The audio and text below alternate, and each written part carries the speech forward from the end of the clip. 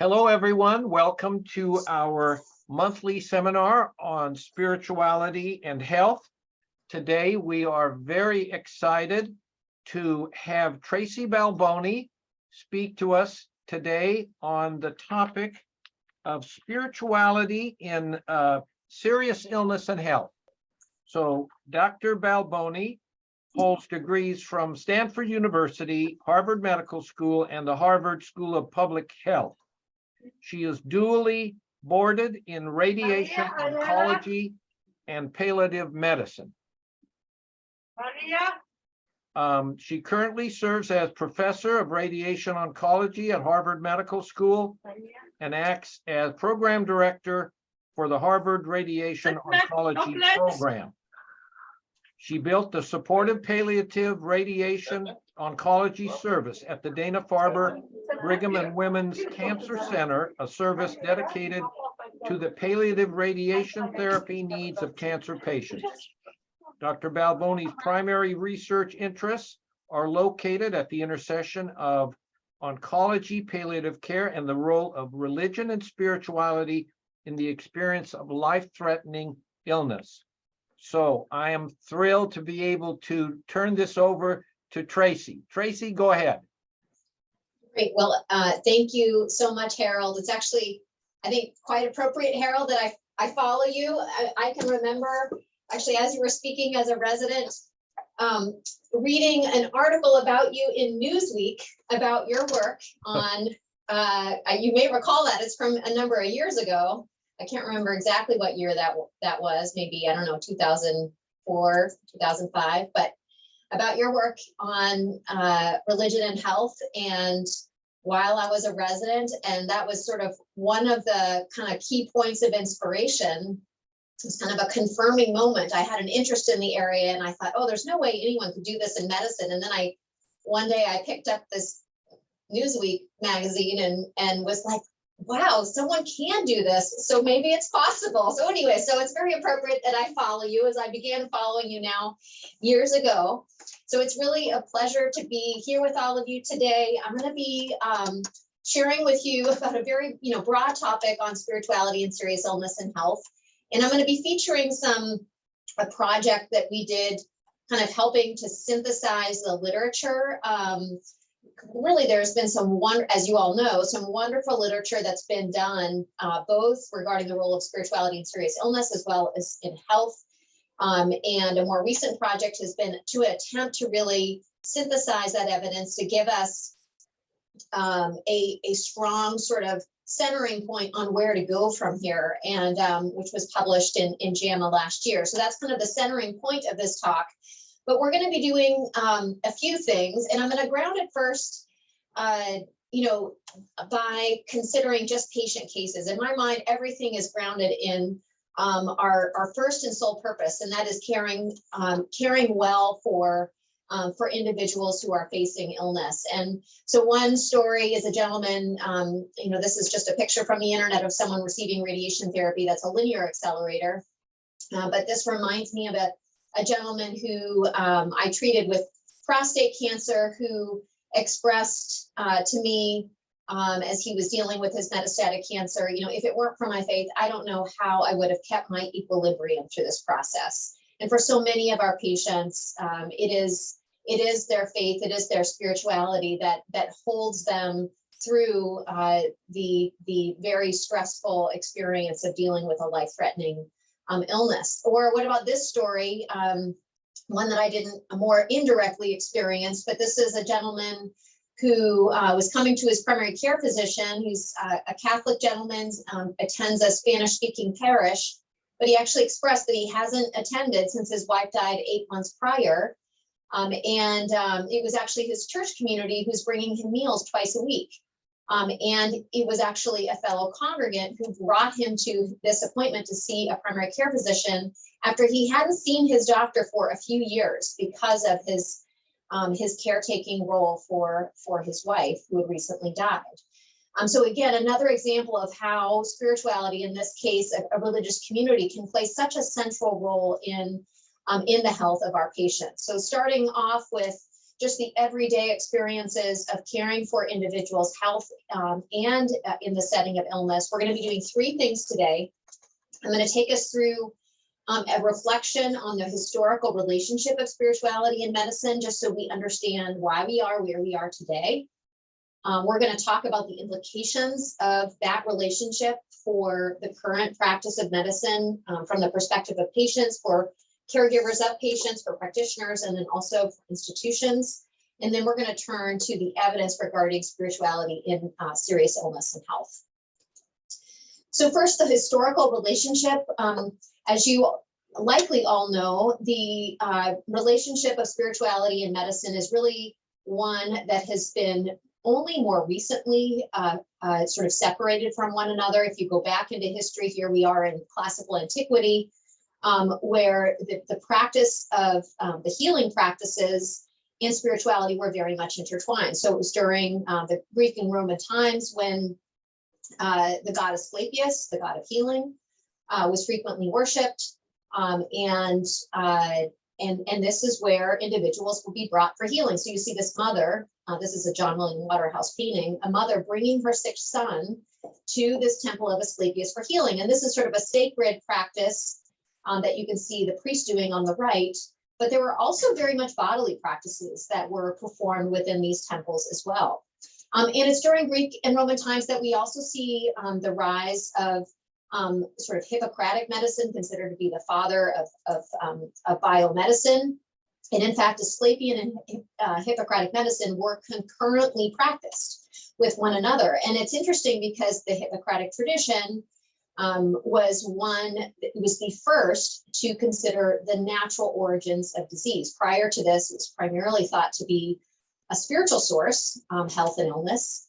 But now Hippocrates raised this idea that there was primarily a material source, that is, that disease and health were the result of the imbalance or the balance of the four humors. But that physician practice that was, very much grounded in a sort of more material understanding of health and illness was very much grounded in the spirituality of Greek and Roman culture. And we see that, in a variety of ways, but including in the Hippocratic Oath. So the Hippocratic Oath, which, as you may know, was actually recited in US hospitals up until about the 1950s. And then since then, we continue to have oaths, although now adopted with more modern language adopted. But its original form is sworn by the Greek and Roman gods. Apollo, the father of Asclepius, Hygeia, and Panacea. Actually, Hygeia and Panacea are the daughters of Asclepius. And in fact, Hygeia is where we get the word hygiene. And I take to witness all the gods, all the goddesses. So we see this, more material practice or understanding of health and illness from the Hippocratic tradition, very much practiced within the spirituality of that cultural context. And we continue to see vestiges of this today. How frequently do we see the rod of Asclepius throughout the insignias of various medical organizations, including here the insignia of the World Health Organization. So, but as we go forward in time within Western culture, we move into the Middle Ages, which of course we have the rise of Christianity during this time, and it's actually within Christian communities that you have the rise of the first hospitals within Western cultures. And it's within those spiritual communities who are responding to a spiritual call to care for the sick, but then also still very much performing bodily care. So in fact, they studied, they practiced, they transmitted the medical knowledge from the past, including that of Hippocrates and Galen. But then, it's important to note that still bodily care very much is centered on spiritual care. We see that in the fact that this sort of material bodily care was occurring in the setting of spiritual communities. As we continue to move forward in time from the High Middle Ages into the Renaissance, we of course have the rise of empirical inquiry and the growth of the sciences, sort of beautifully depicted in probably very familiar painting by Raphael of the School of Athens, where we have Plato pointing up to the universal forms as the source of truth. And of course, Aristotle motioning to the world around him, as the world around him is the way that we garner truth. And in fact, it's sort of the rise, one of the key sort of philosophies of classical antiquity that led to the rise of the sciences was Aristotelian philosophy of the fact that we could study our material world in order to understand truths about humanity. Of course, it's also during this time that we have the rise of Cartesian dualism, and we begin to see, certainly in Cartesian dualism, but even just growing over time, over this time period and thereafter, in the Enlightenment, the beginning of this dichotomization, the separation of the material from the spiritual, especially within sort of the study of how we understand truths about ourselves.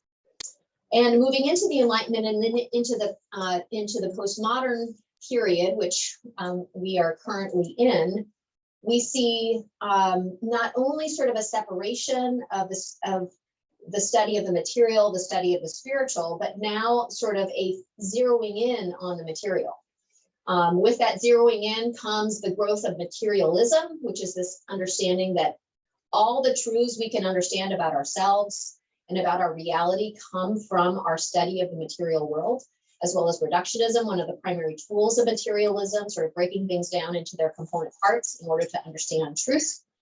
And as you can imagine, the empirical method becomes the primary means of discovering truth for humanity. And with that, of course, medicine really grows in its material focus and care. And of course, with that growth in material focus and this growth in understanding of the material world, medicine grows in wonderful ways in its ability to understand disease and in its ability to intervene upon disease and reduce suffering and even cure illness.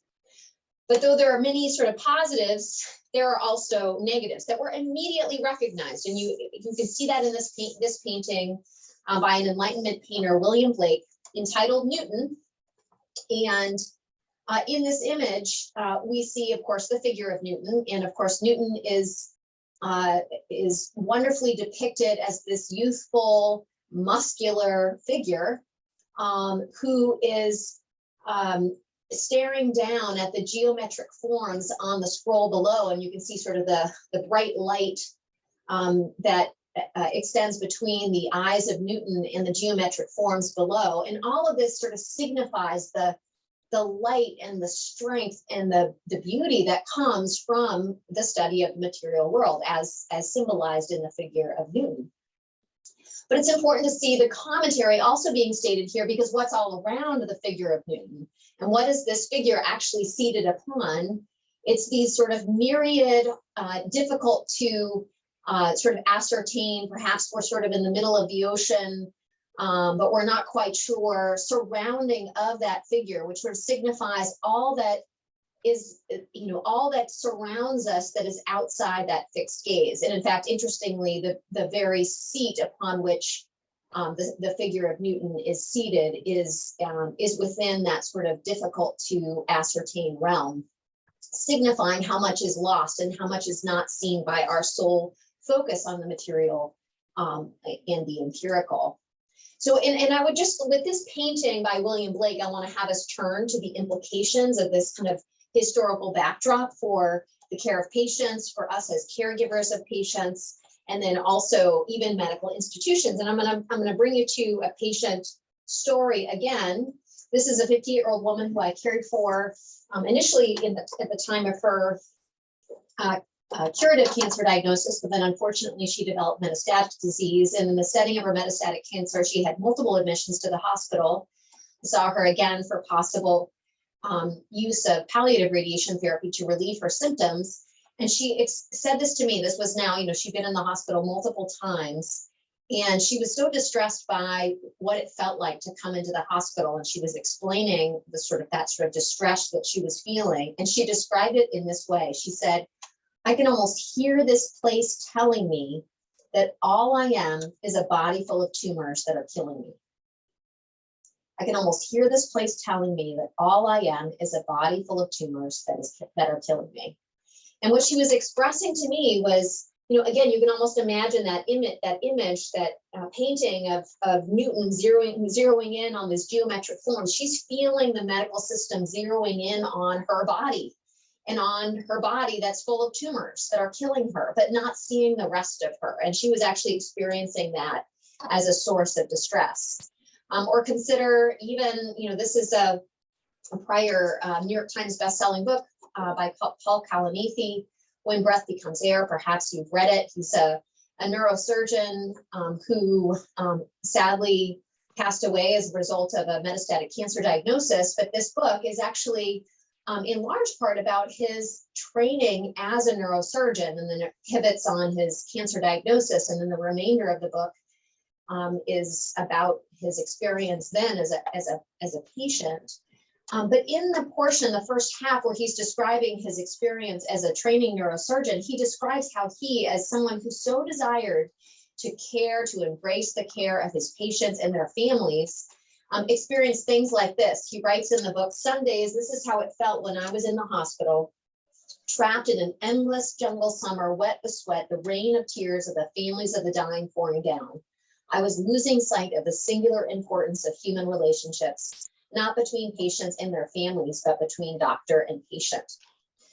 So you can hear Paul Kalanithi describing how here's someone who so hopes to embrace his patients, to embrace them in the setting of their tears, and as these sick patients are dying, but he's, despite that, losing sight of the singular importance of human relationships. So what is happening? What pressures are being placed on him to result in this sort of transformation during the course of his training? And one could argue, again, it's that fixed gaze. He's only being trained in how to care for their bodies. He's not being trained to see patients in a more holistic way. And that's actually not only injuring to patients, as we saw in the prior patient description, but we're also even injuring of caregivers of patients.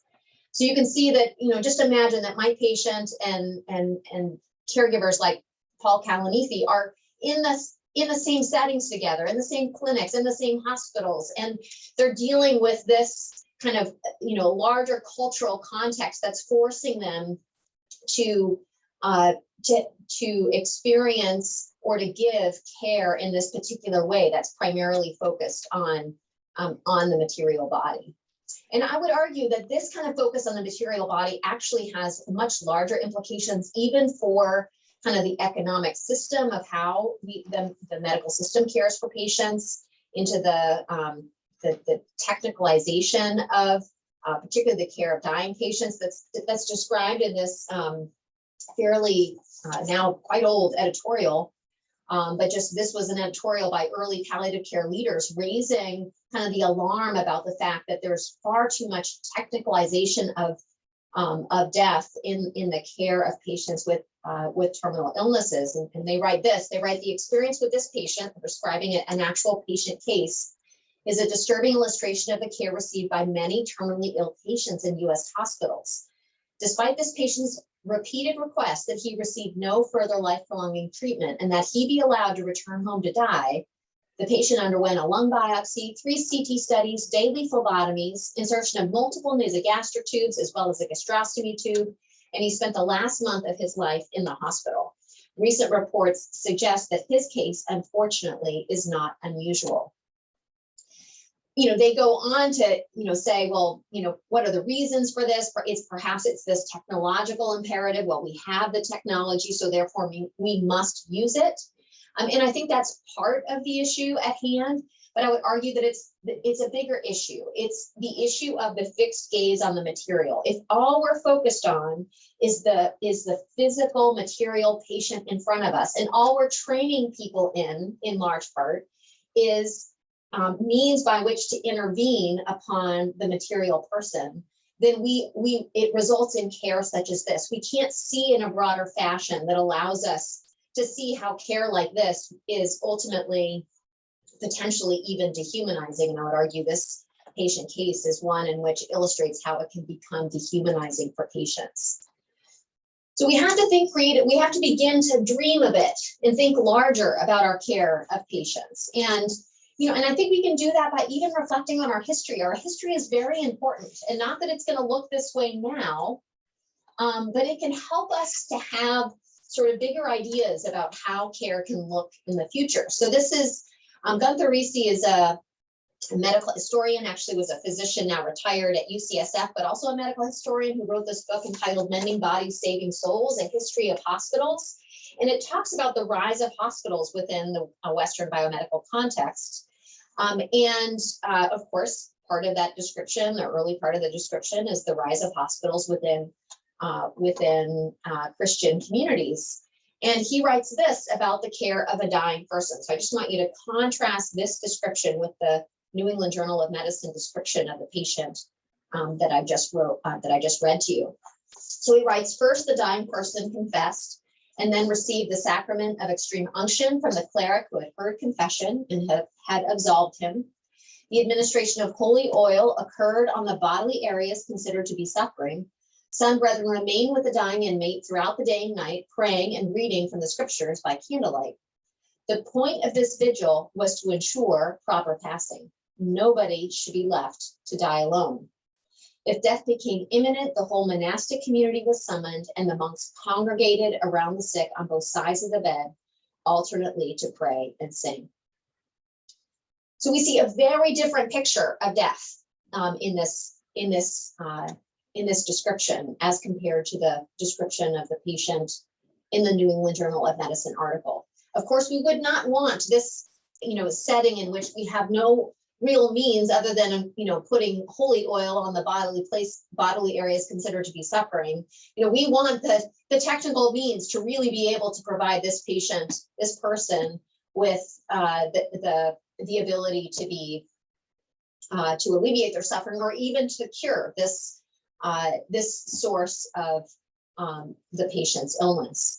And yet there is something that is here that we do need to consider how we can do better in the future. It's this presence. For example, people remaining present with the patient at all times, reading scriptures, which is just this way, of course, particular to that cultural moment and to that spirituality, but bringing in the spiritual as part of this person's dying. And then, of course, summoning the whole monastic community, this sort of need again for presence, and then including singing, praying and singing, again, bringing the spiritual into this individual's life. You can see how this practice embraces not just the patient, it certainly embraces the person who is dying, but it also even embraces the individuals who are caring for the patient. And that is important as well, particularly as we consider the health and the mental health of our clinicians who are caring for patients. So this is kind of, I've provided you with some beautiful paintings thus far, but this is my own sort of attempt at some artistry, which you can see is quite limited, but just to give us kind of a sketch of what I'm saying. In the past, in our history, spirituality and medicine were quite integrated with one another. And as a result of that integration, care had this kind of simultaneous focus on the body as well as the spiritual for patients as well as for caregivers of patients. But what's happened is there's been a separation in the larger culture between the spiritual and the physical, and then medical care has likewise experienced a fragmentation as a result of that fragmentation within the larger culture. So now we turn to considering, okay, well, the two are fragmented from one another in large part. How do we begin to think about it at this present time? And I think a place to begin is to describe well how spirituality is playing a role in the setting of both illness and then in the setting of healthy populations. And that's what we'll turn to now. And that's within sort of summarized, that literature is summarized within this JAMA Special Communication Report, which comes out of this recognition that there's growing research on spirituality within illness and health, but there's relatively little uptake within healthcare. There's a number of reasons. I've just listed a few here. The research doesn't often get into high impact journals. And though improving, there's really some bias against the recognition of spirituality and health, some of which is due to that separation that I just described to you in the first portion of this talk. But hope, this gives us hope that there's this increasing recognition of spirituality as being an important part of health. It's actually not specifically named, but it's insinuated in the 1948 WHO definition of health as a state of complete physical, mental, and social well-being, not merely the absence of disease or infirmity. So although the spiritual is not named, there's this clear kind of recognition that health is more than that. It's something that is more holistic to the person. But then subsequently in 2002, the WHO actually does include the spiritual as part of its definition of palliative care. So again, an increasing recognition of the importance of the spiritual as part of health. So this particular project aimed to provide a comprehensive assessment of the literature in spirituality and health for both ill and healthy populations, and to name the implications of that evidence for the practice of medicine. These are the project methods. So there was about a year-long process in which a systematic review was performed of the literature that included literature from the year 2000 up through essentially May of 2022. Then a Delphi panel was assessed to review that systematic review of the evidence, and then to generate evidence statements. In other words, what is this literature saying, as well as to propose implications for healthcare.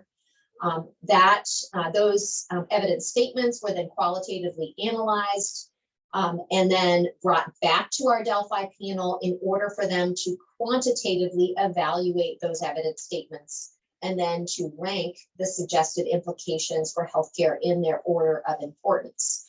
And then based on that, we essentially have evidence statements that are supported by strong evidence, actually featured in the article, which I'll show you in a moment, as well as the top 3 implications for healthcare are named.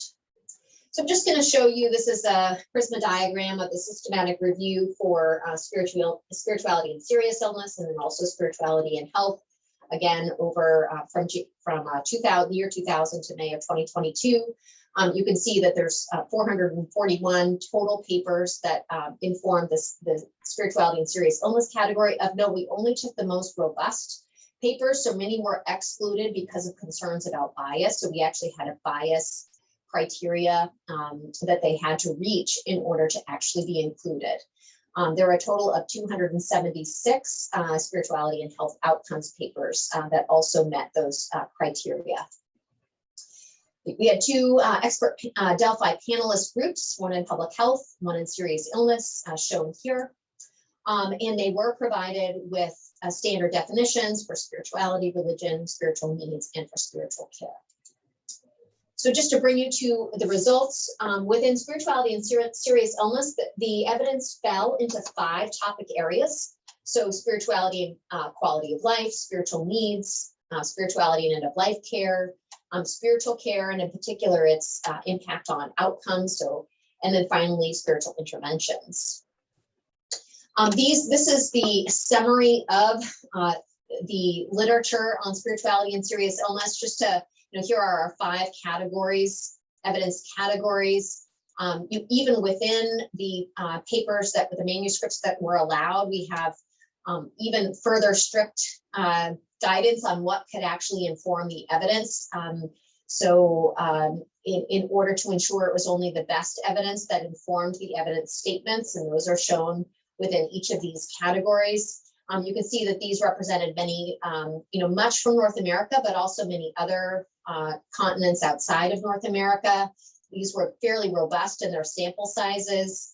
And ultimately, there were a total of 8 statements that spirituality and serious illness evidence statements that were considered by our Delphi panelists to be supported by strong evidence. And those are listed here. And I'm going to just spend some time highlighting to you with some example evidence some of these findings.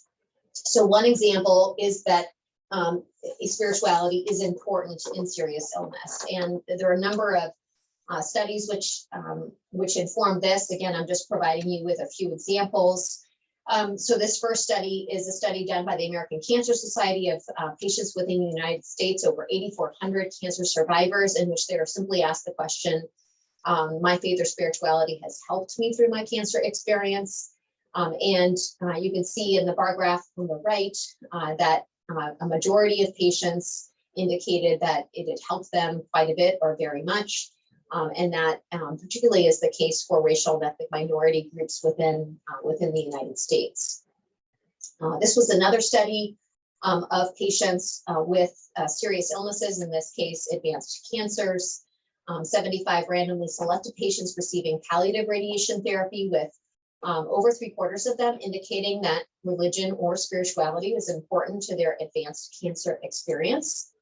And if they said that spirituality was important to their advanced cancer experience, they will then ask, well, how? How has spirituality been important in your experience? And then their answers were tape recorded. At the time, we actually did use tape recording, if you could believe it, and then qualitatively transcribed and then qualitatively analyzed. And there were 5 themes that arose from that qualitative analysis. One, coping through one's spirituality. Another is practices, such as this patient describing prayer. Another is beliefs that are framing the patient's understanding of one's life and illness. A spiritual transformation, so a transformation in one's beliefs resulting from the experience of an illness. And finally, the importance of spiritual communities.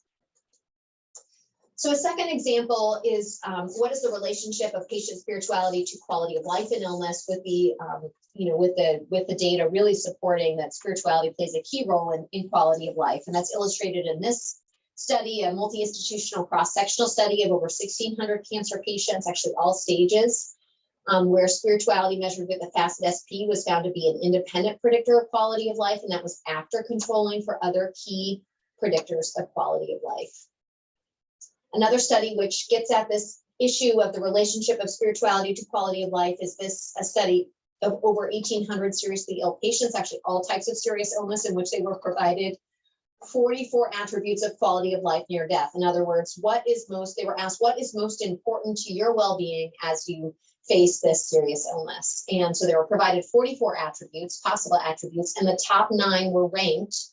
And you can see here for patients, being free from pain and being at peace with God were number 1 and number 2. And in fact, the authors note that they statistically tied for first. So a spiritual construct, being at peace with God, really rising to the fore as one of the most important attributes of well-being, as described by patients, in light of the 44 that were provided to them.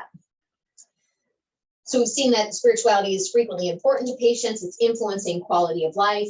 Third, spirituality appears to have a role in medical decision-making. That's suggested by this paper, a survey-based study of 100 patients with advanced lung cancer. There are family caregivers and then medical oncologists caring for advanced lung cancer patients. Each of these 3 groups were asked to rank 7 factors important to the patient in making treatment decisions. These are the 7 factors. The ability of the treatment to cure the disease was number 1. So number 1 for patients, number 1 for the family, and then number 1 for the physician.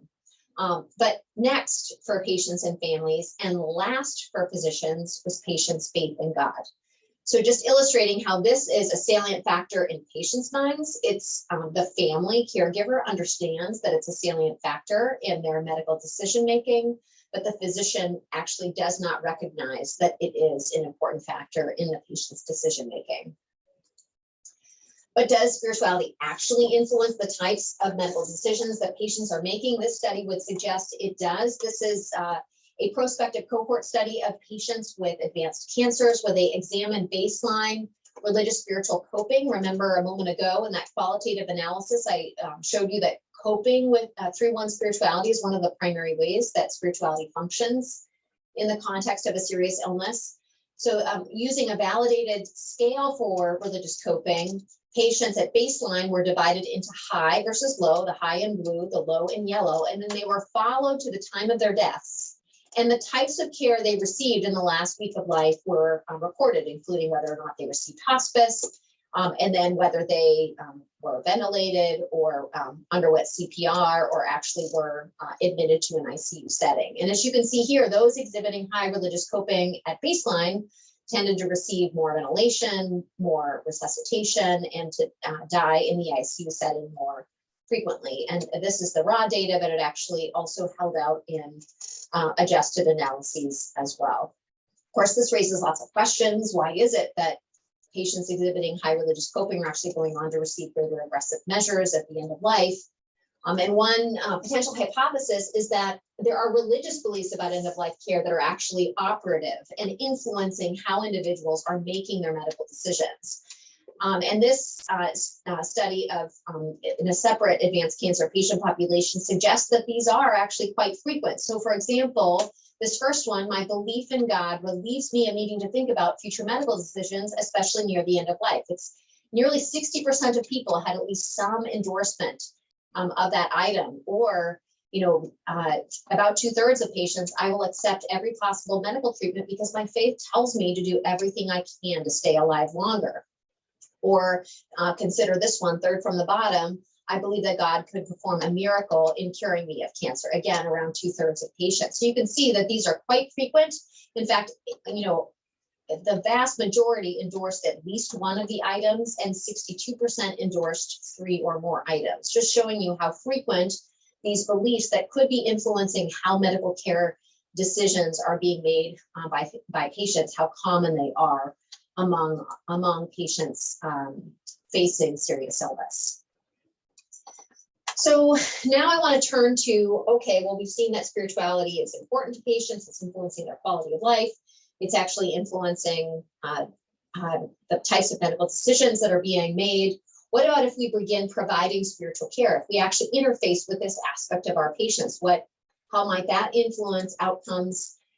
So as part of a multi-site study of advanced cancer patients actually aiming to answer this question, which was important because it was actually designed in order to be able to attempt to elucidate this question, it examined psychosocial and spiritual factors, including whether or not patients were receiving spiritual care and how that relates to end-of-life outcomes. So spiritual care was assessed by the degree to which patients felt their spiritual needs were supported by their medical team, the degree to which their spiritual needs were supported by spiritual communities, and then also receipt of pastoral care visits.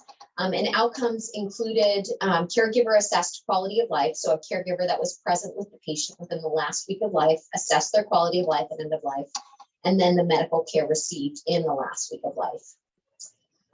So first, this is the bar graph that shows the relationship of spiritual care at baseline. So patients reported on whether or not they were receiving spiritual care at baseline. And then quality of life, remember that was assessed in the last week of life. These are adjusted analyses. And the y-axis here is patient quality of life near death. So higher numbers mean higher quality of life. And I'm just going to focus our attention to the bar graph all the way over to the right, which is the blue here is any form of spiritual care in whatever way it could be reported by patients. The yellow is no form of spiritual care. There was no report of any spiritual care reported to the patient, reported by the patient. And you can see here that in adjusted analyses, even adjusting for baseline quality of life, patients receiving spiritual care had better quality of life at the end of life when they received spiritual care, when they reported receiving spiritual care as part of their care at baseline. What about spiritual care and end-of-life medical outcomes? High spiritual support from the medical team was present about a quarter of the time, so infrequent. But when it was present, patients transitioned to hospice more frequently. They got less aggressive interventions and were less likely to die in an ICU setting. And interestingly, the impact of medical team spiritual support on end-of-life care was largely seen in those high religious coping patients. Remember, I showed you a moment ago that high religious coping patients tend to receive greater aggressive care. Well, it's when those patients have a medical team that's providing spiritual care to them that you begin to no longer see that relationship. They actually transition to hospice more. They get less aggressive interventions. They're less likely to die in an ICU setting. Interestingly, high support, spiritual support from religious communities, which is more common, about 43% of patients, they receive less hospice, have greater aggressive interventions, and more ICU deaths. And the findings are stronger within our high religious coping patients. One hypothesis here, although again, it's just a hypothesis, is that these religious communities are potentially sort of reinforcing some of those religious beliefs in end-of-life care that I showed you a moment ago. Perhaps they're praying for the miracle with the patient and not necessarily recognizing that this is really the end of life, and they need to instead be supporting patients in preparing for this final stage of life, for their death. So perhaps that's what's operative in that setting, although again, that's only a hypothesis. We don't know for certain. So now I just want to briefly turn to spirituality and health outcomes. There were again 5 topic areas. This again is just to show you some of the general characteristics of these studies. They included studies examining all-cause mortality, physical health outcomes, health behaviors, mental health, and quality of life. And again, we only were taking those that reached a certain bar of being free from bias. They represented many, mostly from North America, but also other continents as well. And these were, the requirement here was they had to have very large sample sizes. So you can see here that in these large cohort studies, we were dealing with studies with very large sample sizes. And there were 8 health outcomes that were deemed supported by strong evidence by the Delphi panelists. They're written out for you here, but I'm just going to provide this sort of pictorial description. So religious community involvement, it all was about being involved with religious communities. That's primarily where the relationships were found. Of course, within these large cohort studies, that's generally one of the main items that's actually included. You have much, in these very large studies, you only have so much real estate in your surveys in order to be querying about religion or spirituality, but with religious community involvement being one of the most common. But when it's present in robust analyses, it's associated with lower mortality. There's actually a dose-response relationship that's seen as far as its impact on lower mortality. It's associated with better quality of life and life satisfaction, less smoking, less alcohol use, less illicit drug use, better mental health, less suicide, less depressive symptoms, and among adolescents, less risky health behaviors, such as sexual behaviors, as well as alcohol use and illicit drug use. So a number of health outcomes are noted to have positive impacts. These are just some numerical examples. So for example, in a meta-analysis of over 121,000 individuals, there was a 27% reduction in all-cause mortality when patients were involved within religious communities. As far as health behaviors, there was essentially a twofold higher odds of smoking cessation among those involved in religious communities as compared to those less involved. And then also about a third reduction in illicit drug use for adolescents among those attending services versus not. There's a similar sort of a disease-specific mortality incidence as we saw in the all-cause mortality, and then and about a quarter reduction in depression incidence for those highly involved in religious communities, and then a marked reduction in completed suicide for those involved in religious communities. So a number of interesting sort of health outcomes when we look at large, healthy populations of individuals. So now, having considered this sort of the empirical evidence regarding the role of spirituality in illness and the role of spirituality in healthy populations, I want to turn to these implications for healthcare. Again, this came from our Delphi panelists, where these were proposed and then ranked in order of importance to the practice of care within serious illness, as well as care within for healthy populations. So within serious illness, the first recommendation was that we should be routinely incorporating spiritual care into the medical care of patients with serious illness.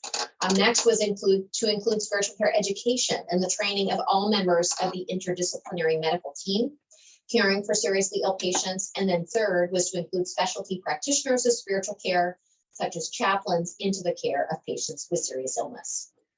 In regard to health outcomes, it's to incorporate these kind of evidence-based approaches regarding the beneficial associations of spiritual community participation within population health efforts, to increase education among public health professionals of the protective health associations of religious community involvement. And then finally, to recognize spirituality as a social factor associated with health in public health efforts, such as in research, community assessments, and programs. So a number of key implications, both in the medical setting as well as in the public health setting. So this is our original model that I showed to you not too long ago. we're, here in this place where the spiritual and the physical are largely divided from one another, and this creates a more divided approach in how we care for patients. And we're calling for them to be reintegrated. We're seeing the ways in which spirituality plays pivotal roles in the experience of serious illness, as well as within healthy populations. And it really sort of underscores how we need to be providing care that combines the focus on the body as well as spiritual health for our patients and for healthy populations as well. So in summary, spirituality really has only recently been disconnected from medicine, and this, I believe, has key implications for our patients, for those of us who care for patients as clinicians, as well as for health systems. Fairly robust evidence points to the importance of spirituality in serious illness, as well as for the health of communities. And there are key implications based on that evidence that underscore the need for the reintegration of spirituality into medicine. And it really is our task to carry that forward, both to do more research to help to understand how to carry that forward, as well as within clinical practice. And I think the implications that I showed to you a moment ago help to begin to name what those key initial tasks should be. So it's 12:46. I promised to speak for 45 minutes, which I managed to do, which is quite miraculous. But I'll pause there and I'll ask for questions. Tracy, that's a terrific talk and very comprehensive, very meaningful, I'm sure, to many people who are on this call. If you have questions for Tracy, just go ahead and unmute yourself and ask your question.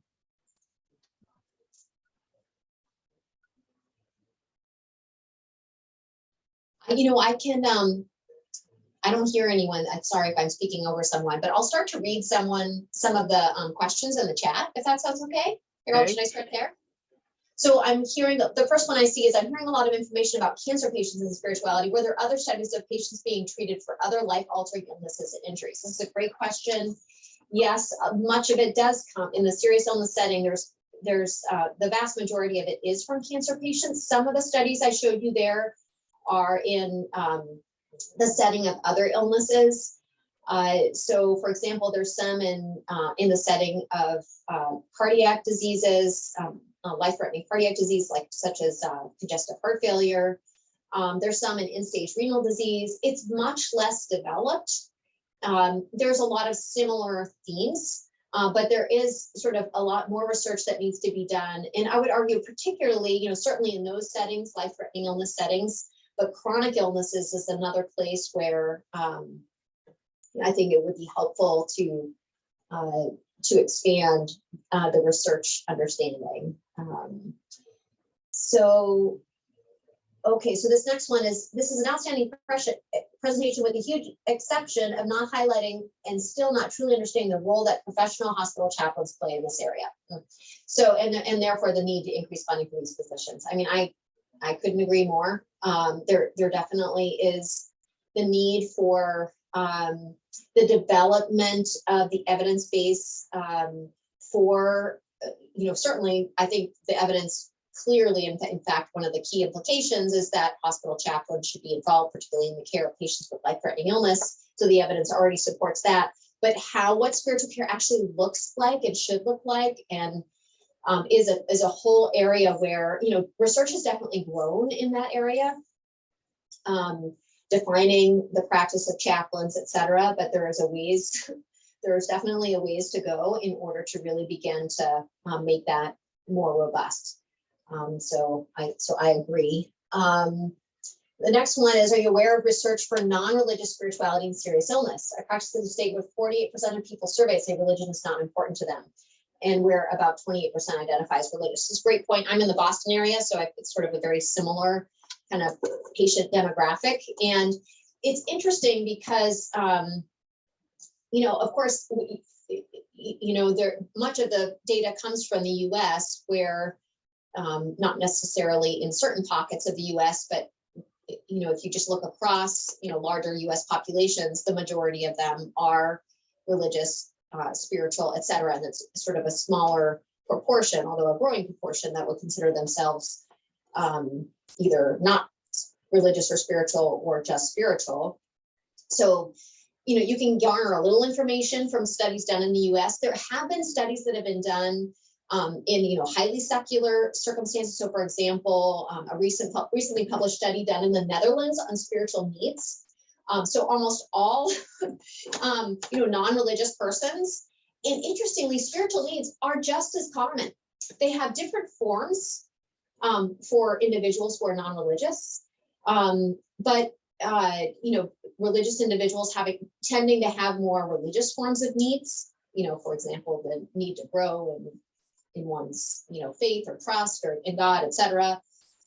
For persons who are non-religious, it just takes different forms, such as struggling with your sources of meaning, for example, or so it's interesting what data we have, and when we look at sort of non-religious type populations, spirituality is appears to be still very operative. It's just taking different forms depending on the cultural context that it's in. So at least that's kind of the suggestion from the literature that's there. And we've got Tracy, James Dolan has unmuted himself. James, do you want to ask your question? Yeah, maybe two questions. I think a lot of the young people in particular separate spirituality from religion, and they're not connected. So I'm wondering, when we talk about spirituality, what is it, and how do we define it? And the other thing is the spirituality we're talking about, is there distinction if there's a belief in an afterlife? Yeah. So I very briefly just showed the definition from Christina Pokulski and others, coming from the International Consensus Conference for Spirituality and in spiritual care for seriously ill patients, and that is a very all-encompassing definition. I think it does a good job of encompassing spirituality for those who are not religious and those that are. So I agree with you that linguistically, the way people tend to separate both of them. I would argue that every person has a spirituality. Every person has a way of structuring it, communally structuring it. There's secular spiritualities, and one could argue they can become religious-like. In my sense, there's always a way in which it's communally supported. But that being said, typically religion is only understood as sort of your more traditional forms, such as Catholicism, Judaism, Islam, etc. But I think by using a very sort of all-encompassing term for spirituality, which I think that definition does, it achieves that goal. And then understanding that there are going to be structures that undergird that. I would argue, certainly it's very apparent when it's a very kind of recognizable religious tradition. I would just argue that there are societal structures that undergird even secular forms of spirituality that we probably need to do a better job of recognizing. I don't think they're as separated as we think they are, in other words, but that's my personal view. Okay. And many would Thank disagree. you. The next person is Manny, is unmuted. Manny, go ahead and ask your question. Thank you so much, Harold, and thank you, Tracy, for an excellent talk. Obviously, I have a bias. I want spirituality to have a positive influence on health. But just looking at the data you presented, one would say, did you look at negative studies that to balance the positive studies? I don't know, it's very difficult in our area. Do we have meta-analysis looking at, where does the jury stand? Is it positive or negative? So did you consider negative studies as well? Oh, yeah. In terms of the positive outcome eventually. Yeah. No, no, that's an important point. And so yes, in that systematic review, all studies were included. So, so I said to you, so there are many, there are actually many evidence statements that came out of all of that literature. And it was the ones that I presented to you. I mean, sorry, you really have to go back to the paper to get into the nitty gritty. So it included all of the negative studies. So where a relationship between spirituality and a health outcome was sort of, there's positive, negative studies, then those would be, then that particular evidence statement would not be considered to be, would be negated and not be included. So the design of it was, okay, so we have an expert panel that understands how to look at this literature and is fairly familiar with it, and they're going through it and they're saying, okay, where is there consistent findings across studies? So for example, you know, religious community involvement in all-cause mortality, there's you know, an incredible amount of consistency across cultures, across communal settings, et cetera. There's a lot of consistency. And so that was considered to be supported by strong evidence. But there are a number of others where there was inconsistent evidence. And that was basically not in the paper. You can actually see what they are, with those where there isn't strong, where it's considered to be, no, there doesn't appear to be a strong relationship. But I didn't actually highlight those particular ones. Just for the sake of time, because I'd still be talking if I went through all of them. Thank you. Just a quick question. Obviously, what you're proposing is very important, but certainly will not succeed if we don't get help outside medical care, outside medicine. In yours, what would you suggest we do outside medicine to make this more successful for us? Oh, wow. So there's, you know, just many potential ideas that could come to the fore there. I think, you know, one important one is to activate communities of meaning, including spiritual communities, religious communities, to recognize the important role that they play in health.